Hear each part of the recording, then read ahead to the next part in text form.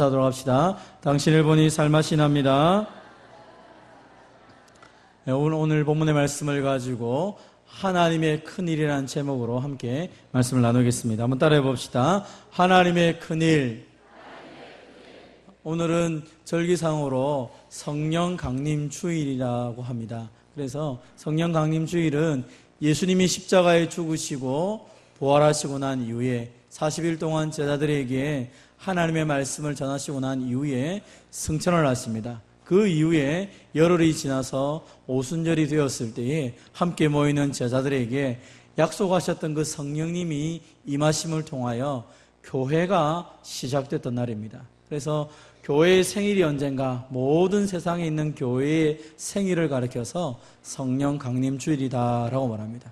교회가 시작된 것은 성령님이 우리 가운데 임재하심을 통하여 우리가 말씀을 믿고 우리가 성령님 때문에 예수님을 나의 구주로 믿을 수 있게 되었기 때문에 교회라는 것이 만들어지게 됩니다. 그래서 우리가 성령 강림 주일은 하나님께서 약속하셨고 예수님이 그 성령님을 우리에게 보내주신 날이구나. 그래서 우리가 새롭게 살아갈 수 있도록 우리를 변화시킨 날이구나 라고 생각하시면 되겠습니다. 이 날의 의미가 무엇인지 우리가 말씀을 통하여 함께 살펴보고자 합니다. 한번 따라하겠습니다. 예수님은 약속하신 대로 성령님을 보내주셨습니다.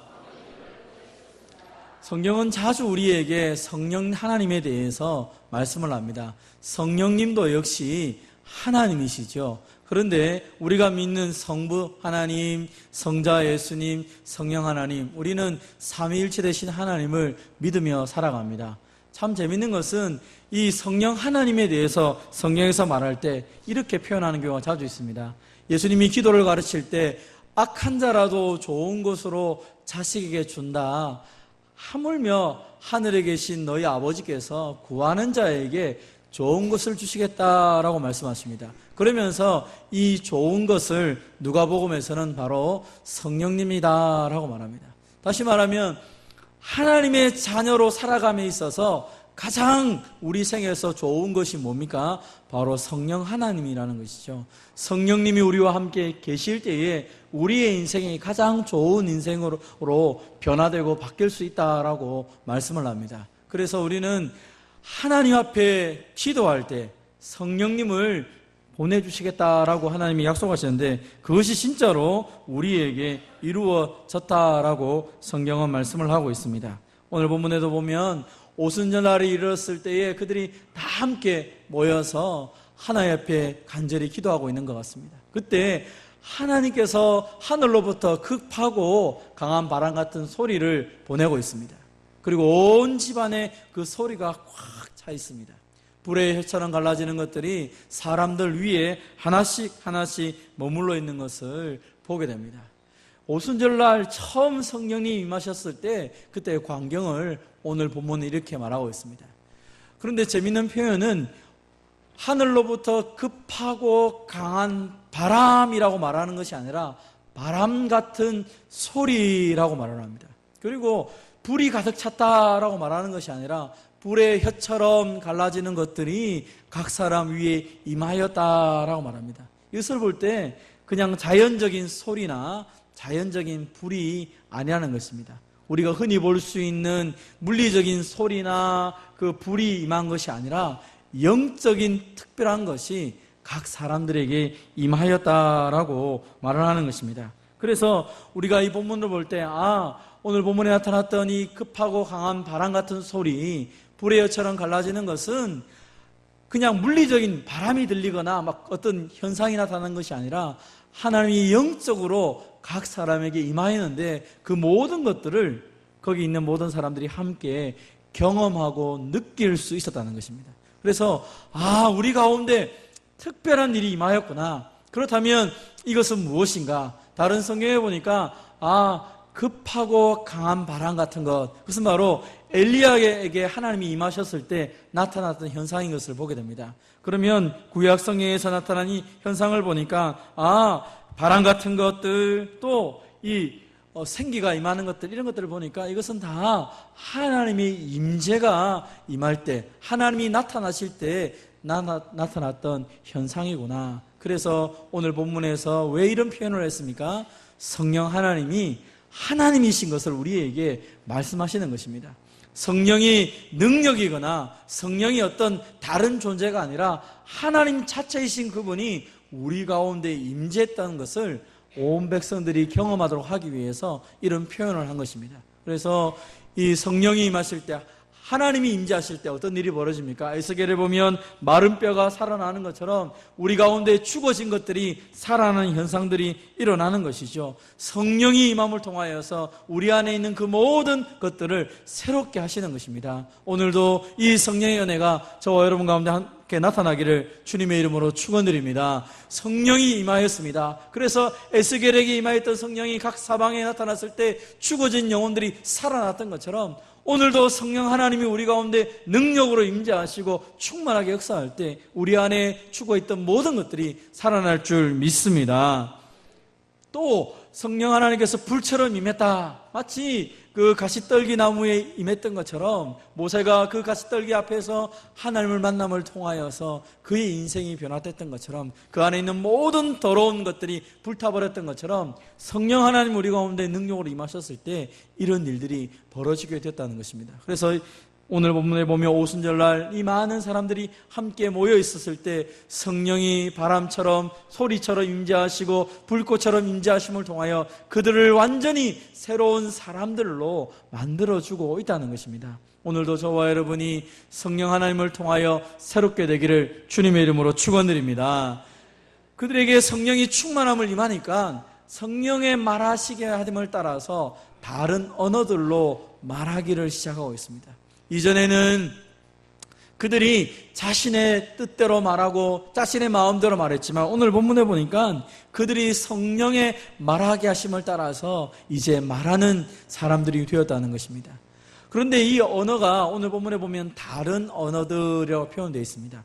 또 본문에 보면 방언이라고 표현되어 있습니다. 옛날에는 이 본문을 그냥 방언, 고린도전서 12장에 14장에 나타나는 알아듣지 못하는 방언이라고 표현하여서 오순절 계열에서는 이 방언이 있지 않으면 성령을 받은 사람이 아니다라고 이렇게 말한 적도 있습니다. 그러나 오늘 성경 전반적으로 살펴보면 이 사도행전 2장에 나타났던 이 방언은 고린도전서 12장에서 말하는 것처럼 사람들이 알아들을 수 없는 방언이 아닙니다. 다 알아듣게 됩니다. 오늘 본문을 보십시오. 여기 있는 모든 사람들이 이 이야기를 말합니다. 우리가 우리의 언어로, 우리의 방언으로 제자들이 말하는 것을 듣고 있습니다. 그래서 말합니다. 우리는 지금 전 세계에서 흩어져서 최소 15개국 이상의 사람들이 모였는데 우리나라 말로 우리가 지금 저 사람들이 하는 말을 다 알아듣고 있다라고 말하고 있는 것입니다. 고린도전서 12장에서 말하는 방언은 사람들이 알아도 들어도 무슨 말인지 모릅니다. 그런데 이 사도행전 2장에서 말하는 방언은 외국어입니다. 들으면 다 알아듣습니다. 아, 저거 우리나라 말이구나. 한국말, 또 영어, 또 불어, 독일어 이런 것처럼 각각 모든 언어들이 동시적으로 사람들이 다 알아듣게 되는 은혜의 역사들이 나타나는 것입니다.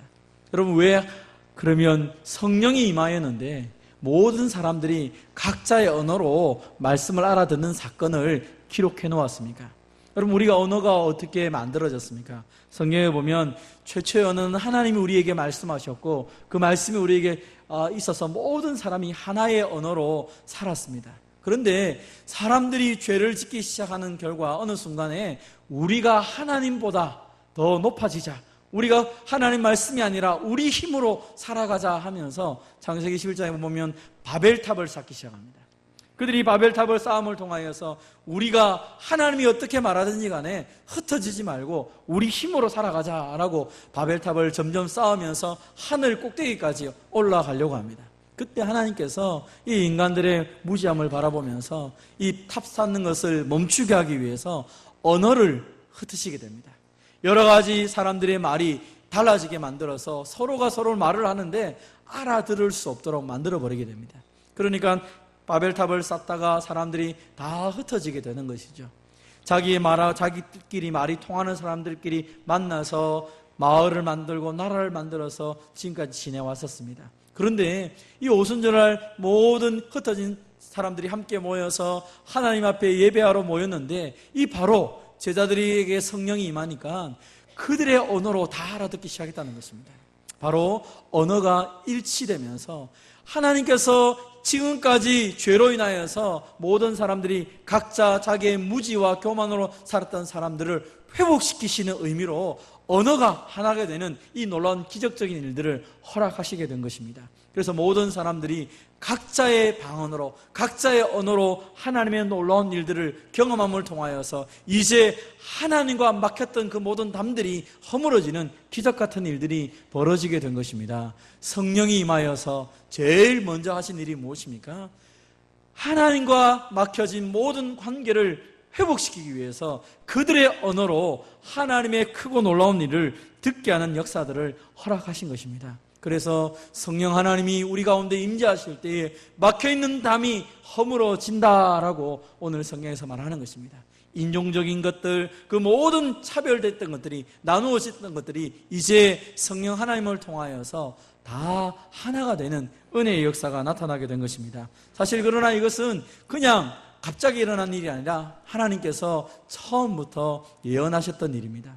하나님께서 여러 많은 성경을 통하여서 예언합니다. 에스겔을 통하여서도 내가 새 영을 너희에게 주겠다, 나의 영을 너희의 마음속에 두어서 너희의 그 굳은 마음을 제거하고 부드러운 마음을 주어서 하나님의 율례, 하나님의 규례를 지켜 행할 수 있도록 만들어 주겠다라고 말합니다. 여러분 기억하십시오. 성령은 하나님의 영이다라고 말합니다. 하나님의 영이 우리 마음 가운데 임한다라고 말씀을 하고 있습니다. 특별히 이것을 에스겔을 통하여 요엘을 통하여서 아주 강하게 말씀하시죠. 내가 내 영을 만민에게 부어주겠다라고 말씀합니다. 구약 성경을 읽다 보면 우리가 부러운 사람들이 있습니다. 다니엘, 요셉, 아브라함, 다윗, 성경에 나타난 많은 사람들을 볼 때마다 참 그 사람들 참 좋겠다라는 생각을 하게 됩니다. 그런데 그 구약에 나타났던 많은 사람들이 살아감에 있어서 그들의 결정적으로 그들을 믿음의 사람들로 만들었던 것이 바로 주의 영이, 하나님의 영이 그들에게 함께 임했을 때에 그런 일들을 하게 됩니다.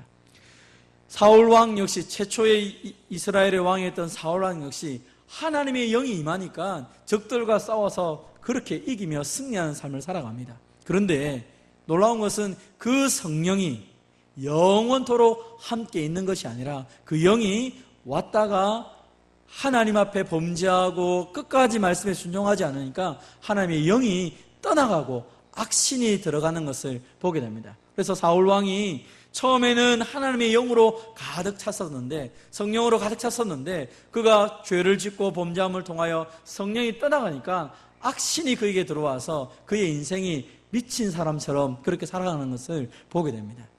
그럼 그래서 구약 성경에서 보면 성령 하나님은 임하였다가 떠나셨다가, 임하셨다가 떠나셨다가 이렇게 합니다. 그리고 모든 사람에게 성령이 임한 것이 아니라 하나님의 영이 특별한 사람에게만 부어진 것을 보게 됩니다. 그래서 그 특별한 사람들이 하나님의 일을 감당하기 위해서 성령을 부어주시고 하나님의 영을 부어주셔서 그들이 하나님의 능력으로 그 일들을 감당하는 것을 보게 됩니다. 그런데 하나님이 약속하신 것이 있습니다.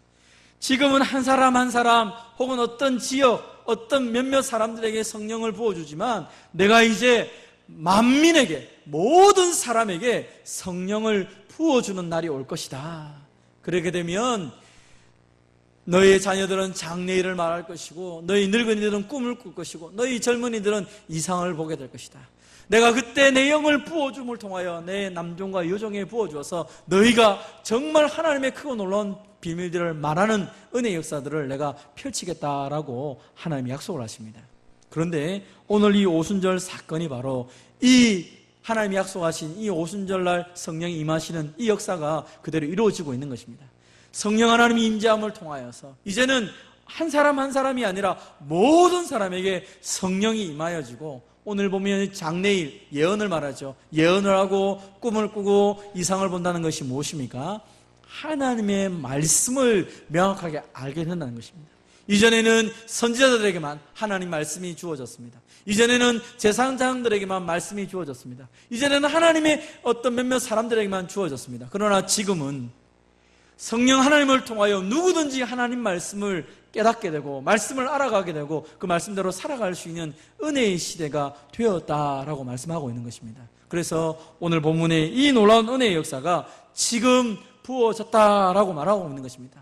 오늘 이 오순절날 사도들이 함께 모였을 때 이 약속하신 성령의 은혜가 부어지는 것입니다.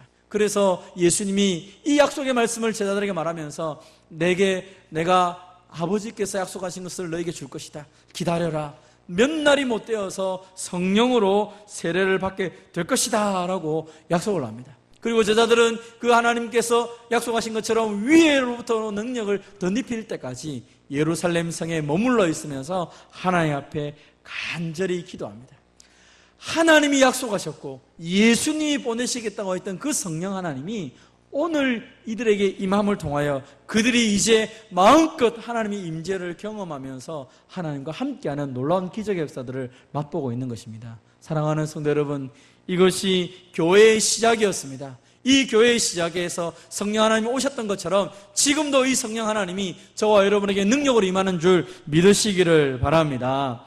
이 날이 왜 오순절, 꼭 오순절을 자꾸 강조합니까? 그것은 이 오순절 날이라는 것 자체가 유대인들이 생각할 때 오순절은 6월절이 지나고 난 지 7주가 지난 날입니다. 그래서 7.7절이라고 부르기도 합니다.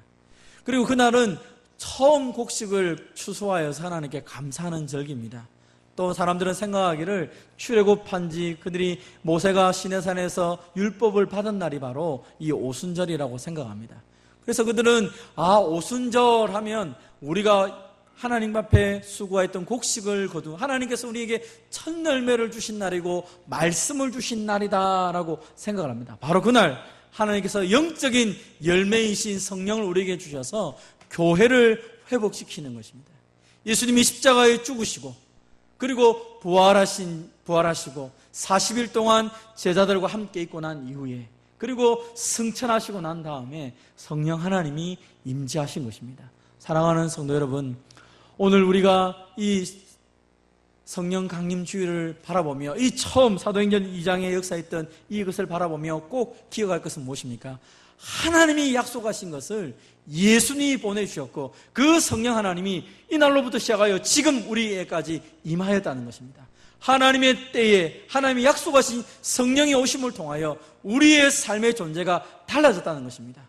마치 구약시대에 아브라함이나 모세나 엘리야나 그 능력의 사람들처럼 이제 성령 하나님이 저와 여러분에게 임함을 통하여 떠나지 않는 성령 하나님이 우리와 영원히 함께 계시는 것을 믿으시기를 바랍니다. 하나님이 때에 하나님이 그 성령 하나님을 보내주심을 통하여 이제 우리가 그 성령을 의지하며 힘있게 살아가는 사람이 되었다는 것입니다. 그래서 오늘 이 성령 강림주일을 기억하면서 하나님은 하나님의 때에 성령을 보내주셨던 것처럼 이 기록된 이 모든 말씀을 우리에게 이루어 주시고 우리가 하나님께 기도하는 그 모든 것들을 하나님의 때에 가장 좋은 때에 이루어 주실 것을 확신하는 저와 여러분 되시기를 바랍니다. 두 번째로 따라해 봅시다. 성령님의 오심은 예수님의 높아지심을 증언합니다.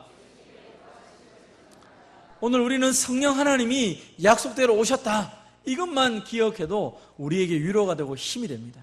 우리가 앞으로 성령 하나님이 어떤 일을 우리 가운데 행하고 계신지를 말씀을 통해 계속 살펴볼 것입니다.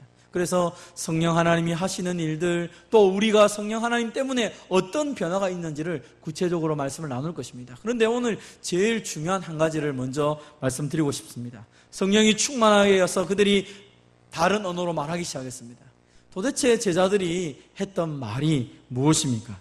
그 성령이 임했던 그 순간에 그들이 외쳤던 그 모든 말들의 결정체가 도대체 무엇이냐는 것이죠. 오늘 그것이 우리에게 주는 도전이 큰 것입니다. 오늘 본문에서 이 방언을 들었던 사람들, 그 성령 충만했던 제자들이 외쳤던 그 소리를 들었던 사람들이 이렇게 외칩니다. 우리가 다 우리의 각 언어로 하나님의 큰 일 말함을 듣는도다. 15개국 이상 되는 흩어진 많은 사람들이 와서 그들이 지금 성령이 충만한 사람들이 외치는 소리를 들었는데 그 첫 메시지가 하나님의 큰 일이라는 것입니다. 도대체 하나님의 큰 일이 무엇입니까? 어떤 사람들은 저 사람들이 술 취한 거 아니냐, 지금 저렇게 막 횡설수설 말하는 걸 보니까. 자기 나라 말로는 정확하게 들리지만 또 자기 나라 말이 아닌 다른 나라 말로 듣는 사람들을 볼 때 저거는 또 이상한 말을 하는구나, 술 취한 거 아닌가, 그렇게 얘기를 합니다. 그때 베드로가 그들에게 말을 합니다. 지금이 제3시가 아니냐, 오전 9시다. 오전 9시에 술 취한 사람이 어디 있느냐. 술 취한 사람이 아니라 지금 이들이 바로 성령의 충만함으로 말하고 있다. 요엘 선지자가 말했던 그 말씀이 오늘 이 자리에 임하였다. 그래서 이들이 지금 하나님의 영을 통하여서 하나님의 말씀을 하고 있다라고 말하는 것입니다. 그러면 하나님의 가장 중요한 말씀이 무엇입니까? 바로 하나님께서 나사렛 예수에게 큰 권능과 기사와 표적을 너희 가운데 베푸신 것 너희가 알고 있지 않느냐? 하나님이 그 놀라운 일들을 하였던 것 너희가 다 보아하지 않았냐? 그런데 너희가 법 없는 자들의 손을 빌려서 못 박아 죽였다. 너희가 그 예수님을 죽이지 않았느냐? 그런데 하나님께서 그 예수님을 사망의 고통에서 풀어 살리셨다. 사망을 이기시고 그 부활할 수 있도록 하나님이 그 예수님을 살려주셨다. 우리가 바로 다 증인이다. 우리는 부활하신 예수님을 40일 동안 만났고 그 예수님에게 하나님의 나라와 성령님에 대해서 이야기를 들었다라고 이야기하는 것입니다. 그러면서 얘기를 이어갑니다. 하나님이 그 권능의 오른손으로 예수님을 높이셨는데 하나님이 예수님을 높이시니까 예수님께서 약속하신 성령님을 하나님 아버지께 받아서 지금 이 사람들에게 부어 주었다라고 말하는 것입니다. 다시 말하면 성령 하나님이 임재하여서 이 사람들이 두렵고 떨림으로 무서워서 다락방에 숨어있던 이 사람들이 이제는 너희들 앞에 서서 당당하게 하나님의 이 놀라운 복음의 메시지를 말하고 있는 것 자체가 바로 성령 하나님이 임재하신 결과이다. 성령 하나님이 임재했다는 것이 무엇을 의미하냐? 그것은 바로 예수님이 보내셨기 때문에 성령이 우리에게 임하신 것이다. 예수님이 보내셨단 말은 무슨 말인가? 너희는 예수님이 죽었다고 말하지만 예수님은 지금 하나님의 우편 보좌에서 그 권능의 자리에서 성령 하나님을 우리에게 보내주셨다. 다시 말하면 예수님이 사망의 권세를 이기셨고 예수님이 그 모든 죽음의 권세를 이기시고 우리의 모든 죄와 저주를 끊으시고 그분이 진짜 메시아로 우리 가운데 계시다. 지금도 그분이 살아 계셔서 성령 하나님을 우리에게 주셨다. 너희가 십자가 못 박은 이 예수가 주와 그리스도가 되었다라고 말하는 것입니다. 여러분, 예수님이 주와 그리스도가 되었다는 것이 무엇입니까? 예수님이 죽은 자 가운데서 살아났다는 말이 무엇입니까? 우리는 예수님이 십자가에 죽으실 때 그냥 그가 죄를 지어서 죽었다라고 생각하지 않습니다. 예수님이 십자가에 죽으실 때 우리의 모든 죄를, 우리의 모든 저주를 짊어지시고 그분이 십자가에서 죽으셨다라고 우리는 고백을 합니다. 예수님이 그 모든 것을 짊어지시고 십자가에 죽으셨습니다. 그리고 3일 만에 그 예수님이 다시 살아나셨습니다. 다시 살아나셔서 사망의 권세를 깨뜨리시고 우리의 저주와 그 모든 것을 끊으시고 하늘 생명, 하나님의 생명을 우리에게 선물로 주시기 위해서 예수님이 부활하셨다라고 우리는 믿습니다. 성경에서 예수님이 부활하심을 통하여 우리에게 영원한 생명을 선물로 주신다라고 약속하셨습니다. 그 부활하신 주님이 이제 승천하셔서 하나님의 우편 보좌에 살아계셔서 온 세상을 창조하실 뿐, 온 세상을 다스릴 뿐 아니라 가장 먼저 하신 일이 성령 하나님을 보내주심을 통하여 우리로 하여금 이 모든 사실을 믿게 하셨다는 것입니다. 사랑하는 성도 여러분, 성령님이 우리에게 임하셨다는 것이 무엇을 의미합니까? 지금도 주님이 살아계셔서 온 세상을 다스리시고 계시는 참된 주님이신 것을 우리에게 증명하는 것입니다.